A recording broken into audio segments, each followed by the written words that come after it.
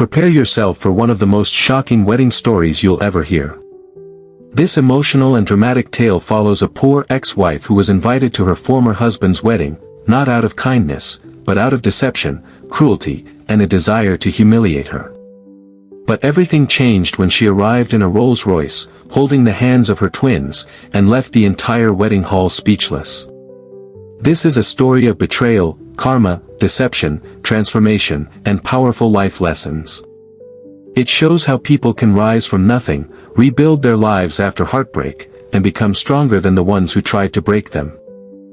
The story begins with a moment that no one in that golden-lit wedding hall could forget, a moment so sharp, so quiet, that even the air felt like it was holding its breath.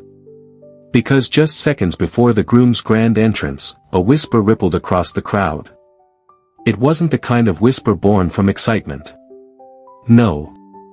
It was the kind that carried shock, guilt, and a trace of something darker. A luxury car, sleek, polished, impossibly expensive, glided up the entrance like a silver shadow. Everyone froze. Even the violinist faltered for a split beat. And then someone gasped, covering their mouth as though the sight itself was unbelievable. It was a Rolls-Royce Phantom. That alone would have stopped the room. But it wasn't the car that made spines stiffen. It was the woman who stepped out of it, slowly, gracefully, with a calmness so unsettling it made people straighten their backs instinctively. She was the groom's ex-wife. The same woman he had cruelly described as poor, embarrassing, and the biggest mistake of his life. The woman he had invited today, not out of kindness, but out of pure humiliation, because he wanted her to see what she had lost. He expected her to come on foot. He expected her to sit in the back. He expected her to shrink. But instead, she arrived in a Rolls-Royce. And she wasn't alone. Behind her, the driver gently opened the second door, and two small children stepped out, twins, with matching little backpacks and curious eyes that blinked at the tall building as if it were a castle. A collective ripple moved through the crowd, small gasps, tightening jaws, raised brows. People who had once pitied her now stared as if they were seeing a ghost wearing diamonds.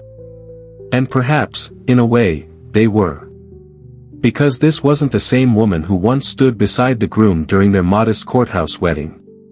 This woman walked with an air that suggested storms she had survived, bridges she had burned, and worlds she had rebuilt with her own hands.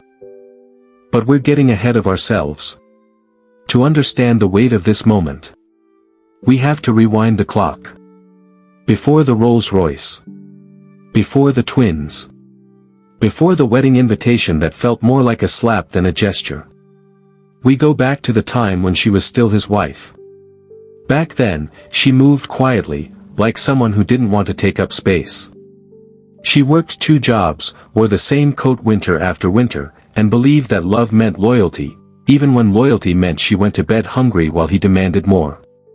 He came from a family that wore wealth like perfume, strong, expensive, suffocating. They mocked her second-hand clothes, her homemade lunches, the way she counted coins before paying for groceries.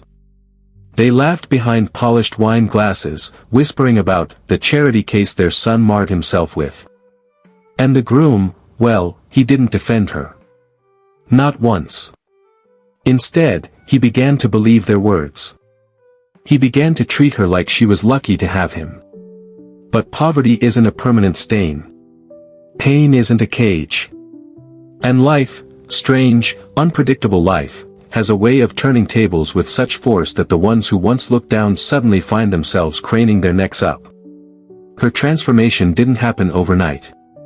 It began with one moment, one painful truth she learned to accept. Sometimes the people you love the most are the ones holding you back the hardest. And the day she walked away from him was the day the world unexpectedly opened its doors. Doors she never knew existed. Doors she never knew she deserved. And now, years later, those same doors had led her back here, walking into the groom's wedding, not as a broken memory, but as a woman reborn. A woman arriving in a Rolls-Royce. A woman with twins. A woman who held the truth he never saw coming. And this moment. was only the beginning. Long before the Rolls-Royce, long before anyone imagined she could rise so far, her life had been stitched together with sacrifices that no one saw and no one cared to understand. After the divorce, she didn't leave with anything, no money, no house, no supportive family cheering her on. She left with only a small box of clothes, a stack of unpaid bills, and a heart so bruised it felt like it might collapse if she breathed too hard. But sometimes life forces you to grow the very wings you were never given. Her first night alone was spent in a tiny rented room with walls as thin as paper. The sound of traffic slipped through the cracks, mixing with her shaking breath. She sat on the cold floor, knees to her chest, and let the realization sink in: she had nothing. Absolutely nothing. And strangely, that nothingness became her beginning. The next morning, she promised herself she would not drown. She would not let the cruelty she endured define the rest of her life. If she had to start from dust, then she would shape the dust into something the world could no longer ignore. Those early days were not beautiful. They were messy, exhausting, and filled with micro-moments that tested every corner of her spirit. Some nights she came home from work with her arms aching, her feet burning, and doubt gnawing at her ribs. At times she caught herself whispering little apologies to the empty room, as if she were sorry for not being enough for anyone. But she kept moving. Real progress often looks like tiny, shaky steps that no one claps for. While working late shifts at a cafe, she used the quiet hours to study. She borrowed books about business, finance, and investing from a local library, the kind of books the groom's family would have laughed at her for even touching. She watched free online lectures, scribbled notes in old notebooks, and practiced with determination that bordered on desperation. Little by little, she became someone new.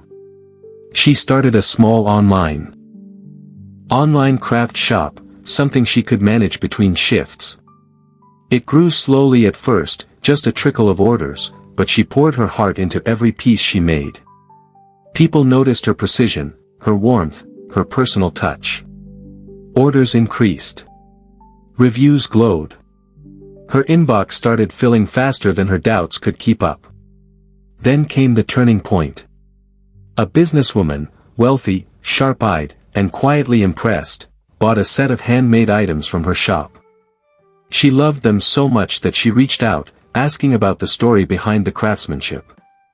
And when she heard the truth, the resilience, the quiet struggle, the sheer grit behind every piece, she did something unexpected. She offered mentorship. Under that woman's guidance, her tiny business grew into something far larger than she had dared to dream. Opportunities opened like blooming flowers. Partnerships formed. Investors approached. She went from counting coins at grocery stores to signing contracts with trembling excitement. And then, as if life wanted to apologize for all the heartbreak it had given her, the universe handed her a pair of miracles, twins. Her children became her anchor, her motivation, her healing.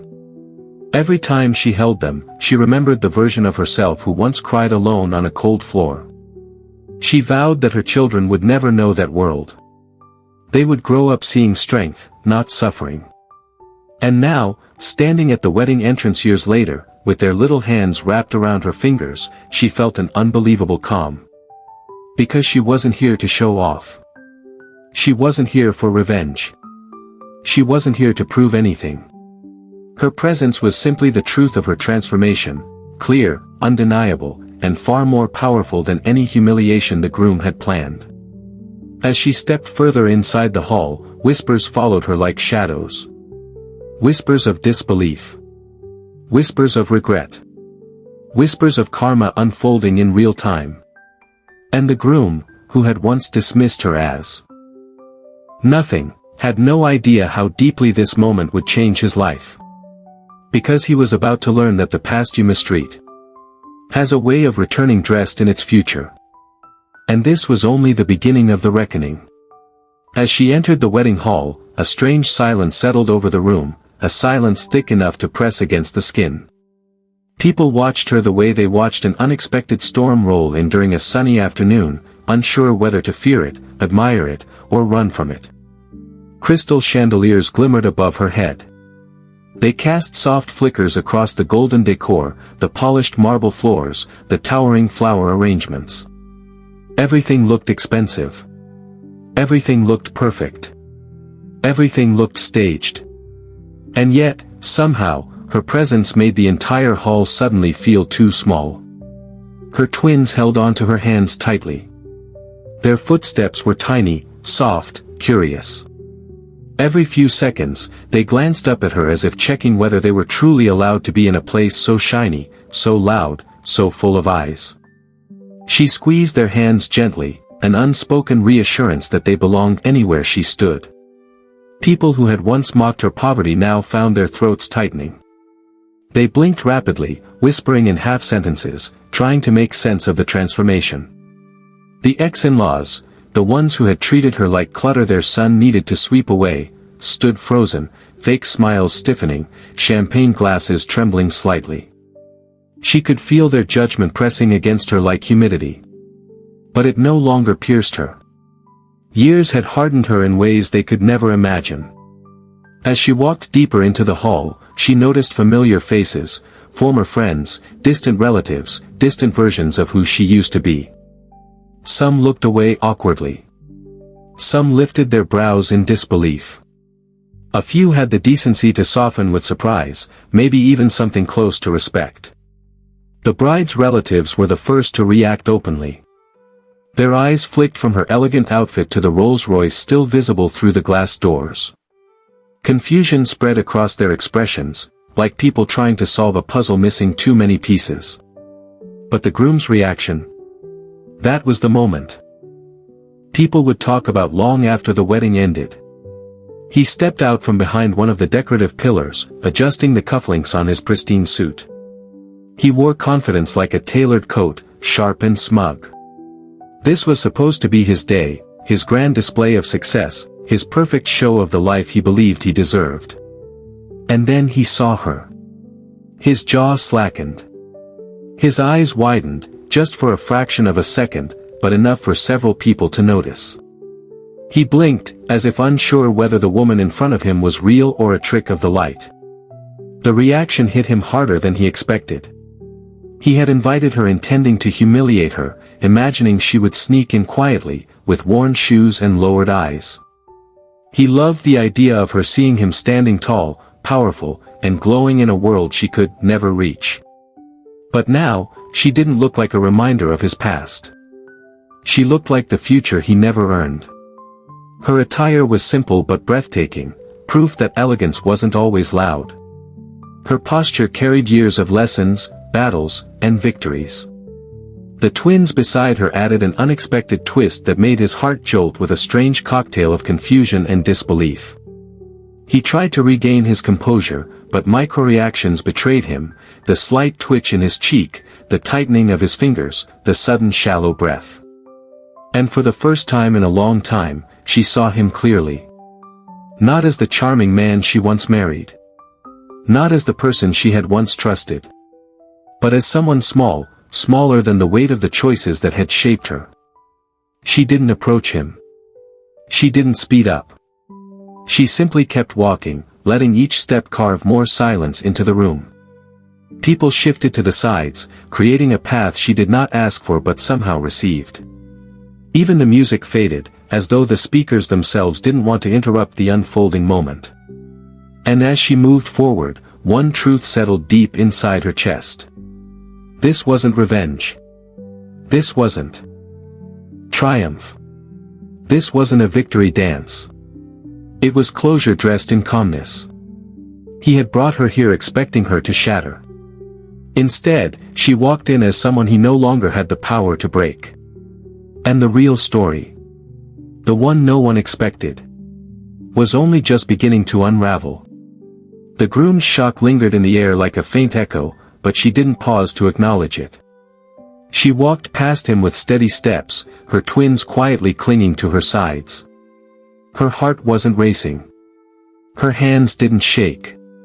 She felt strangely grounded, as if every difficult moment she had ever lived through had prepared her for exactly this. While she continued forward, the whispers behind her grew louder. yet softer at the same time, as though people feared being caught staring. The scent of fresh flowers mixed with the nervous tension of the room. Guests shifted uncomfortably, adjusting their clothes, clearing their throats, pretending to be focused on anything except the unfolding tension. But something else was happening too, something quieter, something more revealing. People weren't just looking at her. They were looking at the groom. And they weren't impressed. His reaction had cracked the polished image he worked so hard to display. The mask slipped just enough for others to see the insecurity he had buried under arrogance. His gaze darted from her to the twins, then back to the car outside, as if trying to put all the pieces together before anyone else did. But it was too late. His bride noticed. She stood near the altar, bouquet in hand, her carefully styled hair framing a face that was trying very hard not to crumble. Micro-expressions betrayed her, the slight tightening of her lips, the flicker of confusion, the tension that pressed into her shoulders. This was not the moment she had imagined. She had expected admiration, applause, envy directed at their perfect union. Instead, all eyes were drifting toward a woman she had been warned about, the poor ex-wife, the burden. The girl from nowhere. Yet here she was, glowing. The bride wasn't prepared for this version of reality. No one had told her the ex-wife could walk in with silent authority. No one had mentioned the twins. And certainly no one had prepared her for the possibility that the groom's past had more dignity than his present.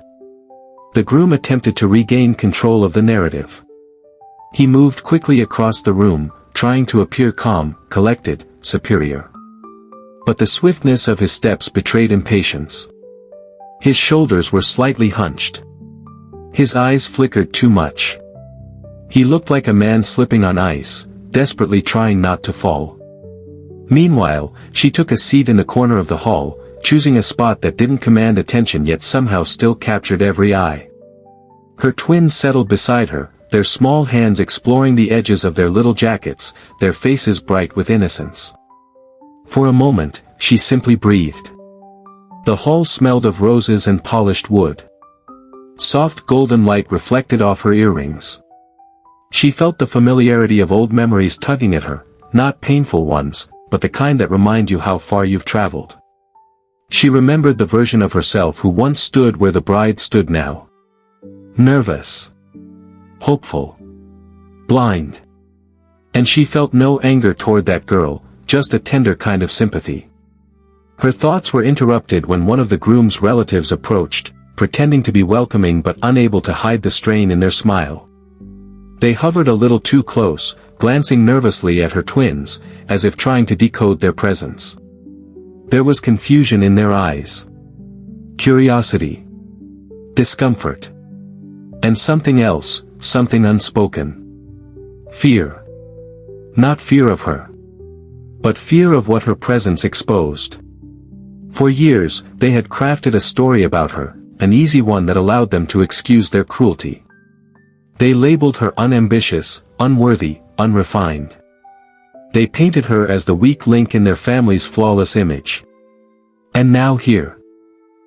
She was, living proof that the story had been a lie. Their discomfort didn't hurt her.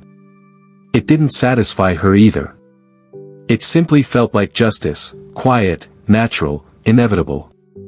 As she sat there, her twins leaning against her shoulders, she felt an unexpected warmth inside her chest, not pride, but peace. The groom watched her from across the room. He couldn't tear his eyes away. Because in that moment, he finally understood the truth. He had not invited her to disgrace her. He had invited her to expose himself. And she hadn't even tried. Sometimes the most powerful revenge is simply becoming everything they swore you could never be. The ceremony was supposed to begin, but the room felt strangely frozen, as if time itself refused to move forward until the tension settled. The bride stood stiffly at the altar, clutching her bouquet with fingers that had turned pale.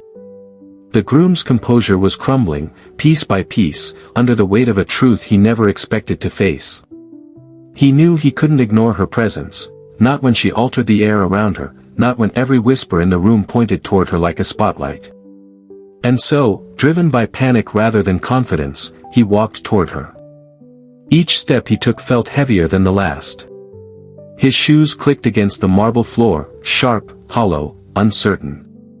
He tried to straighten his suit, lift his chin, and pretend he still held control over the situation. But the closer he got, the more obvious it became that control had slipped out of his hands the moment she stepped out of that Rolls-Royce. She didn't rise as he approached. She didn't flinch. She didn't even shift in her seat. Her twins leaned gently against her sides, their tiny legs swinging, unaware of the storm forming around them. He stopped in front of her, breathing unevenly, his eyes flicking between her and the children with a confusion that bordered on desperation. It was the first time the room had seen him look genuinely unsure of himself, raw, exposed, cornered. But she simply looked at him with an expression he didn't know how to interpret. Not anger. Not bitterness. Just clarity. It unsettled him more than any confrontation could have. Somewhere in the background, a guest cleared their throat. Another whispered to a friend. The bride's mother shifted uncomfortably, sensing that whatever was happening was about to change the direction of the entire wedding. For a few long moments, no one moved. No one breathed too loudly. It felt like the entire hall was standing on the edge of a cliff, waiting to see whether the groom would fall or leap. Then she did something unexpected. She gently reached for her children's hands and stood. Not rushed, not dramatic, simply calm. The type of calm that comes from being completely free from someone's control. Her eyes met his one last time. And in that silent exchange, he finally saw the truth he had ignored for years. She had healed from wounds he never thought she could survive. She had become whole without him. Strong without him. Happy without him. And he was standing in the shadow of a future he had foolishly thrown away. She didn't speak. She didn't need to. Her presence alone was a sentence he couldn't escape. His bride, watching from across the room, felt something sharp twist in her chest, not jealousy, but a chilling realization that the man she was about to marry was still haunted by the worth of the woman he once belittled. But she wasn't here to steal the spotlight. She wasn't here to claim anything. She wasn't here to strike at him. She was here to close a chapter, with grace he never deserved. With a small nod, she gathered her twins and turned toward the exit. The murmurs swelled again as she walked, slow, steady, dignified. Each step was a reminder that she was choosing peace over chaos, self-respect over validation, and her new life over the ghosts of the old one. As she approached the glass doors, sunlight poured through, bathing her in warm gold. It was almost poetic, the way the light embraced her as if welcoming her into a brighter world. Her Rolls-Royce waited outside, engine humming softly, ready to carry her forward. When she reached the door, her twins looked back curiously, but she didn't. The past was behind her. The future was ahead. And she walked toward it without hesitation. Behind her, the groom stood silently in the middle of his own wedding, surrounded by luxury, surrounded by guests, yet feeling something he had never felt before.